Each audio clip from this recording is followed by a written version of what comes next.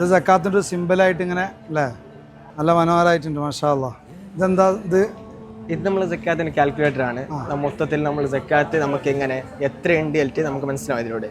ആദ്യമായിട്ടുള്ളത് കയ്യിലുള്ള പണം, നമ്മുടെ കയ്യിൽ എത്രയാണ് എമൗണ്ട് ഉള്ളത് അതിവിടെ അടിച്ചു കൊടുക്കുക. പിന്നെ നിക്ഷേപം, അതായത് ഡെപ്പോസിറ്റ്സ്, നമുക്കിപ്പോൾ ഡെപ്പോസിറ്റ്സ് ഉണ്ടോ എന്ന് നമുക്ക് കുറേ ഡെപ്പോസിറ്റ്സ് ഉണ്ടാവുമല്ലോ, അപ്പോൾ ആ ഡെപ്പോസിറ്റ്സ് അടിച്ചു കൊടുക്കുക.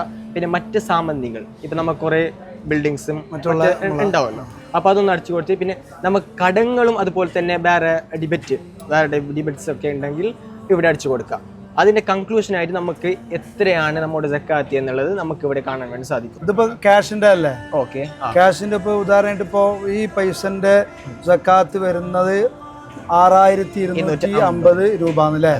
അതായത് ഇതിലെഴുതിയ എന്താ ശ്രദ്ധിക്കുക, നിസാബ് 85 ഗ്രാം അല്ലേ, സ്വർണത്തിനോ 595 ഗ്രാം വെള്ളിക്കോ തുല്യമായ തുക. അപ്പൊ നമ്മള് സമസ്തയുടെ മദ്രസ പാഠപുസ്തകത്തിലൊക്കെ പഠിപ്പിക്കുന്ന സെയിം അത് ആശയം സുന്നത്ത് ജമാഅത്തിന്റെ യഥാർത്ഥ ഒരു ശൈലിയിലുള്ള ഫോർമാറ്റിലാണ് ഇത് കൊടുത്തിട്ടുള്ളത്. സ്വർണത്തിന്റെ വേറെ ഉണ്ട്, സ്വർണത്തിന്റെ വെള്ളിന്റെ വേറെ ഉണ്ട്. ഓക്കെ, ഇതാണ് സ്വർണത്തിൻ്റെത്. അതുപോലെ കൈവശമുള്ള ആകെ സ്വർണം എന്താക്കുക, ഒന്ന് അടിച്ചു കൊടുക്കുക. പിന്നെ ഇത് നൽകേണ്ട സ്വർണം, ധരിക്കുന്ന ആഭരണം ഇല്ലെങ്കിൽ നമ്മൾ ധരിക്കുന്ന ആഭരണങ്ങൾ അത് ഒഴിവാക്കണമല്ലോ, അപ്പോൾ ഇവിടെ എന്താകും അടിച്ചു വരും. അതുപോലെ തന്നെ വെള്ളിൻ്റെ എന്താക്കുക, നമ്മൾ എന്താക്കുക അടിച്ചു കൊടുക്കുക. അപ്പോൾ നമ്മളെ സക്കാത്ത് എത്രയാണ് കൊടുക്കേണ്ടതെന്ന് ഇവിടെ 595 താഴെന്ന് അടിച്ചു കഴിഞ്ഞാൽ അപ്പോൾ 595 ആവാത്തത് കൊണ്ട് നിസാത്തോണ്ടില്ല. മാഷാ അല്ലാ. ഞാൻ ചോദിക്കുന്നതേ, ഇതിപ്പോ നമ്മളെ സമസ്തയുടെ ഒരു രീതിയിലുള്ള സക്കാത്തിന്റെ സംവിധാനത്തിന്റെ കണക്കാണല്ലോ.